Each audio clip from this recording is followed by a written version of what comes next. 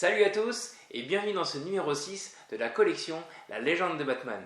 Il s'intitule Batman et le moine fou et c'est la suite directe du dernier numéro qu'on avait vu ensemble, Batman et les monstres. Voilà, donc je vous laisse vous approcher comme d'habitude pour analyser tout ceci ensemble. Voilà donc, dans l'ordre chronologique, le numéro 6 de la collection.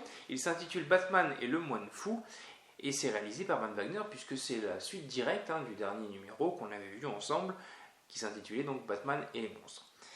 La quatrième de couverture que voici, donc volume 13, ordre chronologique 6, ça ne correspond toujours pas, et ça contient Batman and the Mad Monk, puisque c'est donc le titre en anglais tout simplement de ce comic. Ensuite, vous allez avoir, comme d'habitude, une petite préface, alors qui va vous rappeler très rapidement, je ne sais pas s'il y a un résumé concret, mais ça va reprendre en tout cas un petit peu sur ce que ça s'était arrêté, puisque c'est la suite directe du dernier numéro, et ça va vous raconter un petit peu, vous expliquer les origines donc, de ce comic. Donc ça a été tiré de Batman vs The Vampire, vous allez avoir quelques petites références, etc.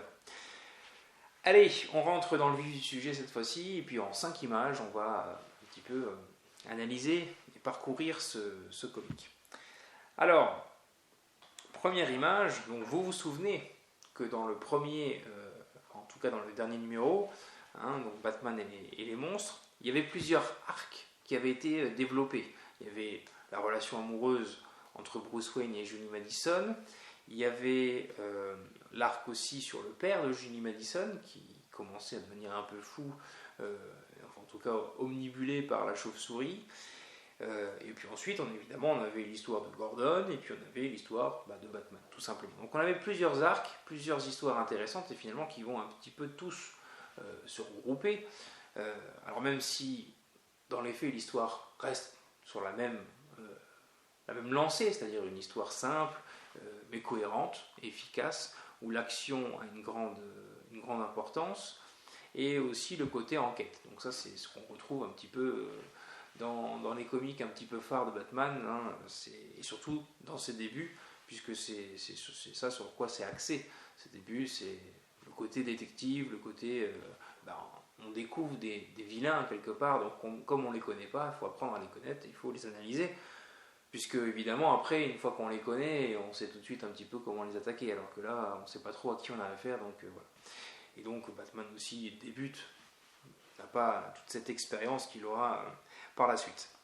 Alors, première image que je voulais vous montrer, c'est du coup la relation amoureuse de Bruce Wayne et de Julie Madison, et donc forcément là Batman se rend compte que c'est difficile d'allier une relation amoureuse avec le rôle qu'il incarne, donc celui de Batman, c'est-à-dire qu'en tant que Bruce Wayne, il faut se présenter au rendez-vous, il faut aller au rencard, etc. Et puis il ne peut pas toujours le faire. Il est souvent absent, et donc là on voit très clairement Julie Madison qui commence à être un peu agacée de cette situation, de Bruce Wayne qui repousse systématiquement les rendez-vous qu'ils se sont fixés, qui envoie même son majordome à sa place pour s'excuser. Donc voilà, donc tout ça, ça va prendre une part un peu plus importante, et la relation qu'il va avoir avec Julie Madison va justement lui faire comprendre des choses quant à sa quête, on va dire, nocturne, et les relations qu'il peut avoir en dehors en tant que Bruce Wayne. Donc voilà, ça va le faire grandir, et puis ça va lui apprendre beaucoup de choses par la suite. Deuxième image, alors là on va aller sur l'autre arc qui est celui du père de Julie Madison. Donc là évidemment je vous rappelle qu'il avait été un petit peu sauvé par Bruce Wayne, enfin par Batman, puisque c'est avec Batman qu'il a eu affaire, et donc il est complètement omnibulé par la chauve-souris qui connaît ses secrets, etc. Et donc il n'en dort plus la nuit, enfin il se sent observé tout le temps, il commence à devenir un petit peu fou, quoi, et puis sa fille commence à s'en apercevoir, enfin voilà. Donc ça c'est aussi un arc important qui va être développé dans le scénario. Troisième image, alors je vais vous présenter le vilain de ce comic, qui est donc le moine fou, Mad Monk.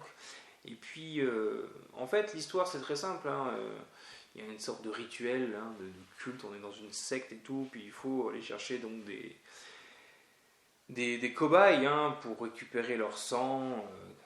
Donc bon, c'est un petit peu gore, mais je voulais vous montrer l'image parce que voilà, le vilain fait quand même vraiment ténébreux comme ça. Et puis surtout les pratiques, vous voyez, sont quand même assez. On est un petit peu comme dans le Batman et les monstres, hein, finalement c'est un petit peu la même chose, il y a un peu de gore et un petit peu de. C'est un peu dark, donc ça c'est chouette. Quatrième image. Alors voilà, hein, je voulais vous montrer, là je vous spoil un petit peu, mais c'est pour vous montrer un petit peu à un moment donné que tout va être lié puisque Julie Madison va être confrontée à ce problème, voilà, d'avoir été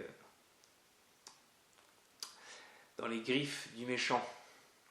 Alors voilà, donc parce qu'en fait, si vous voulez, la secte elle essaie de prendre des cobayes. Alors au départ, Julie Madison, elle y va pour, on va dire, comme une sorte de thérapie psychologique, vous voyez.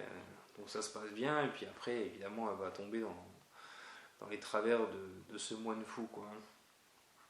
Donc voilà, c'est là que Bruce Wayne va prendre conscience de certaines choses.